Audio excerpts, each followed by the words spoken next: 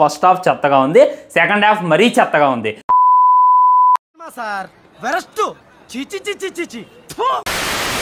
Hello friends, ఇప్పుడే Kingdom cinema చూసి రావడం జరిగింది. మా దగ్గర అయితే స్పెషల్ షో లోవ్ అనమాట. కాబట్టి ఒక 100 కిలోమీటర్లు ట్రావెల్ చేసి సినిమా అయితే సినిమా చూస్తున్నప్పుడు నా ఫీలింగ్ చెప్పాలంటే మీ గురువు ఎలా తీసాడు, నీరసం వచ్చేసింది. అరే పాటలు క్లియర్ వెళ్ళిపోతాయి. ఫస్ట్ హాఫ్ చెత్తగా ఉంది, సెకండ్ హాఫ్ మరీ చెత్తగా ఉంది. అసలు గౌతమేనా ఈ సినిమాని డైరెక్ట్ చేసింది? విజయ్ దేవరకొండ ఏమి నచ్చి ఈ సినిమాను ఒప్పుకుంటూ, ఏమి నచ్చి అంత ట్రాన్స్ఫర్మేషన్ అంటే అంత బాడీ మార్చుకుంటూ, అంత హెయిర్ కట్ ఏంది, అంత లుక్ ఏమి నచ్చి ఈ సినిమాకి ఇంత ఎలివేషన్ ఇచ్చారు, ఏమి నచ్చి ఆ సినిమా స్టేజ్ ఎక్కి ఇంత హైప్ పెంచారు అనేటటువంటిది నాకైతే ఒక్క మొక్క అర్థం కావట్లా. విజయ్ దేవరకొండ మిస్టేక్ చేస్తూనే ఉంటాడు కాదంట్లా, కానీ సత్యదేవ్ చూసుకున్నట్లయితే మంచి పొటాన్షియల్ ఉన్నటువంటి యాక్టర్ అనమాట. తను సైడ్ క్యారెక్టర్ చేస్తుండు అని అంటే ఏదో ఆలోచించుంటలే, తనకేదో నచ్చుంటలేదని చెప్పి నేనైతే ఎక్స్పెక్ట్ చేశా. కానీ నిజం చెప్తాను అబ్బాయ్య, స్టార్టింగ్ నుండి ఎండింగ్ దాకా ఆయమన్నటువంటి ఒక్క పాయింట్ కూడా లేదు. ఏ సినిమా అయినా చూస్తున్నప్పుడు మనకి ఏమనిపిస్తుంది, ఇంకో పాయింట్ బాగుంటుందేమో, ఇంకో సీన్ బాగుంటుందేమో, ఇంకో సీన్ బాగుంటుందేమో, ఇంటర్వెల్ బాగుంటుందేమో, ప్రీ క్లైమాక్స్ బాగుంటుందేమో, మధ్యలో బాగుంటుందేమో, ఒక సీన్ అయినా బాగుంటుందేమో అని చెప్పి అనిపిస్తుంది. కానీ సినిమా స్టార్ట్ అయిన దగ్గర నుండి ఎండ్ అయిన దాకా ఎప్పుడు అయిపోద్దురా థియేటర్ నుండి, ఎప్పుడు బయటపడాలా అనేటటువంటి ఫీలింగ్ అయితే నాకైతే అడుగడుగున కలిగింది. నిజంగా సినిమాలో అయితే చాలా అంటే చాలా మైనస్ ఉండే చెప్తానండి. మొత్తం స్టోరీ లైన్ గురించి చెప్పాలంటే అసలు ట్రైలర్లోనే మొత్తం చూపించేశారు. మనకి ఇక స్పెషల్గా దాని గురించి మాట్లాడుకోవాల్సింది ఏముంది?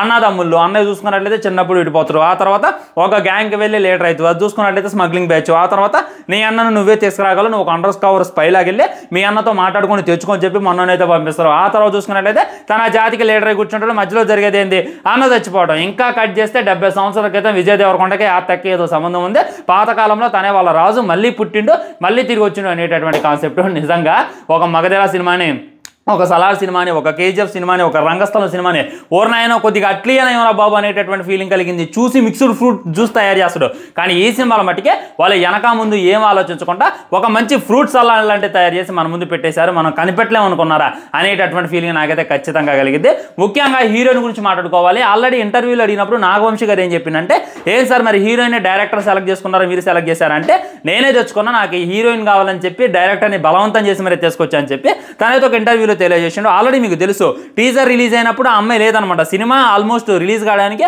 ఒక 3-4 నెలలు ఉందనగా ఆ అమ్మాయిని అయితే తీసుకున్నారనేటటువంటి మనకు తెలుసు. తనకు సంబంధించిన సాంగ్స్ అవి పెట్టారులే, కానీ నిజంగా ఈ సినిమాలో అసలు అమ్మాయి అవసరమే లేదు, ఏదో బలవంతంగా ఇరికించేశారు అనేటటువంటి ఫీలింగ్ మీకైతే తప్పకుండా కలిగింది. ముఖ్యంగా ఆ సాంగ్ అసలుకే లేదు. ఆ సాంగ్ కొద్దిగా బాగుంటుంది అనమాట, వినే కొద్దిగా అందులో ఉన్నటువంటి లిప్ లాక్స్ దాన్ని ఎక్స్పెక్ట్ చేసి మనలో వెళ్తారు కదా, అదే థియేటర్లో పల్లనే పర్లేదు. అక్కడ కూడా చాలా మంది డిసప్పాయింట్ అయిపోయారు. ఇంకా నెక్స్ట్ మాట్లాడుకోవాల్సింది మెయిన్ హీరో మన బక్కోడు.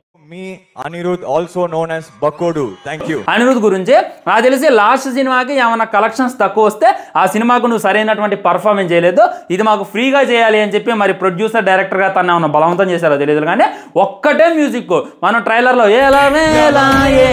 ఆ ట్రైలర్లో ఏ మ్యూజిక్ అయితేనో సినిమా స్టార్ట్ అయిన దగ్గర నుండి ఏదైనా ఎలివేషన్ సీన్ పడిందంటే మనం ప్రిపేర్ అయ్యి ఉండొచ్చు, ఈ మ్యూజిక్ పడిద్దని. ఇది ఎక్కడ దిక్కుమాలి ఎవరో నాకు అర్థం కావట్లా. కొద్దిగా మంచి మ్యూజిక్ ఇవ్వచ్చు కదా అన్న. నువ్వు తమిళ్లో ఎంత ఇస్తావు, లియోకి చూసుకున్నట్లయితే బేడాసిమా ఏంది, ఆ క్లైమాక్స్ ఏంది, ఆ యాంటోనీ దాస్కి ఏంది. నిజం చెప్తున్నా, ఆ యాంటోనీ దాస్కి హరల్డ్ దాస్కి ఇచ్చినటువంటి మినిమం బ్యాక్గ్రౌండ్ మ్యూజిక్ కూడా ఇందులో ఎవరైతే దేవరాతో నేను కంపారిజన్ కూడా చేయడు, ఆ దేవరాలో మన అనిరుద్ 100కి 100 ఎఫెక్ట్ పెట్టిండే, కానీ ఇందులో కనీసం 10 కూడా పెట్టలేదు అనేటటువంటి ఫీలింగ్ కలిగింది. యూట్యూబ్లో వింటున్నప్పుడు సాంగ్ ఒక వైబ్ వచ్చింది, అన్న అనేటటువంటి సాంగ్, ఈ సాంగ్ కొద్ది వైబ్ వచ్చింది, కానీ థియేటర్లో చూస్తున్నప్పుడు ఎప్పుడు అయిపోతాయి అనేటటువంటి ఫీలింగ్ కలిగింది. చెప్తున్నా కదా, ఫస్ట్ హాఫ్ అంతా కూడా చాలా స్లోగా ఉంటుంది, చాలా నీరసం వస్తుంది. సెకండ్ హాఫ్ ఏమన్నా బాగుంటుంది అని చెప్పి వెయిట్ చేస్తే అది ఎంతకన్నా స్లోగా ఉంటుంది. ఓవరాల్గా నేనైతే ఈ సినిమాకి ఇచ్చేది ఇంకా 9 నిమిషాలు మాట్లాడాలని ఉంది, కానీ మాట్లాడాలి అంటే ఏం మాట్లాడాలి అర్థం కావట్లేదు. విజయ్ దేవరకొండ గురించి మాట్లాడాలి కదా, మాట్లాడతా వినండి. నిజంగా అన్న యాక్టింగ్ పర్లేదు అబ్బా, బాగానే చేసింది అనమాట, తనకున్న దాంతో పర్లేదు అనేటటువంటి ఫీలింగ్ కలిగింది. కానీ ఆ అన్న యాక్టింగ్ అంత బాగా చేసినా కానీ సినిమాలో దమ్ము లేనప్పుడు ఏం చేస్తాం? అసలు గౌతమ్ చూసుకున్నట్లయితే జెర్సీ లాంటి మాస్టర్ పీస్ తీసిండు, అలాంటి ఆయన ఈ సినిమా తీసింది అనేటటువంటి ఫీలింగ్ మీకు కలగకపోతే ఖచ్చితంగా చూడండి. నేనైతే ఆ విఎఫ్ఎక్స్ వర్క్ గురించి దేని గురించి ఏం మాట్లాడదలుచుకోలేదు, ఎందుకంటే ఆ గౌతమ్ సినిమాలో ఫుల్ న్యాచురాలిటీని మనం ఎక్స్పెక్ట్ చేసి వెళ్తాం, ఆ న్యాచురాలిటీ కూడా మిస్ అయిందనమాట. ఇంకా సిల్లీ లాజిక్ చెప్తా చూడండి. ఆల్రెడీ ఇక్కడ ఏమైందంటే శ్రీలంక బోర్డర్లో ఆర్మీ అయితే ఆపుతారనమాట.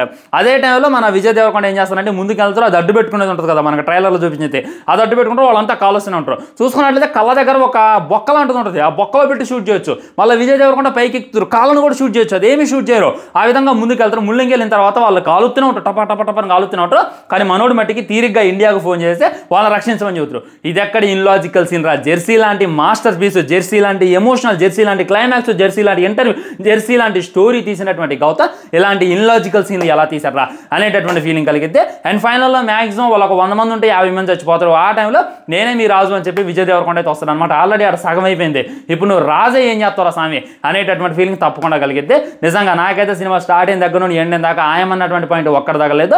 అనిరుద్ధ్ కూడా ఫస్ట్ టైం డిసప్పాయింట్ చేశాడు అనేటటువంటి ఫీలింగ్ కలిగింది. ఇక దీనికి పార్ట్ 2 అని చెప్పి పర్లేదు కానీ ఒక ఇంటిమేషన్ ఇచ్చి సినిమాని అయితే ఎండ్ చేశారు.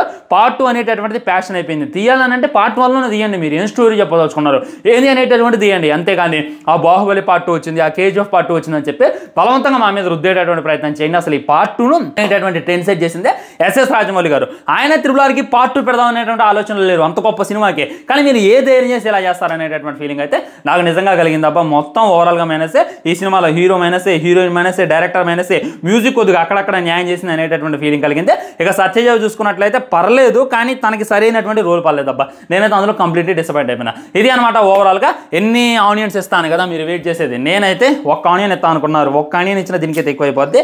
హాఫ్ ఆనియన్, ఇది హాఫ్ కూడా కాదు, పావు ఆనియన్ ఇస్తున్నా. నిజంగా నెక్స్ట్ అయినా సరే కొద్దిగా స్టోరీ మీద ఫోకస్ అయ్యాను. నువ్వు డైరెక్టర్ మీద పెడుతున్నావు, లుక్స్ మీద పెడుతున్నావు, కానీ స్టోరీ మీద అయితే ఫోకస్ చేయట్లేదు విజయ్ దేవరకొండ అన్న. అదైతే నేను ఫైనల్గా చెప్పదలుచుకుంది. మీరు చూడండి, ఒక సలార్ని, ఒక కేజీఎఫ్ని, ఒక రంగస్థలాన్ని, ఇంకా వేరే వేరే సినిమాలన్నింటినీ కలిపి తీసారా అనేటటువంటి ఫీలింగ్ మీకు రాకపోతే నా పేరు మార్చుకుంటా. అది ఫైనల్కి బాయ్. ఛానల్ని సబ్స్క్రైబ్ చేయండి, వీడియో లైక్ చేయండి, షేర్ చేయండి, మాత్రం జై హింద్.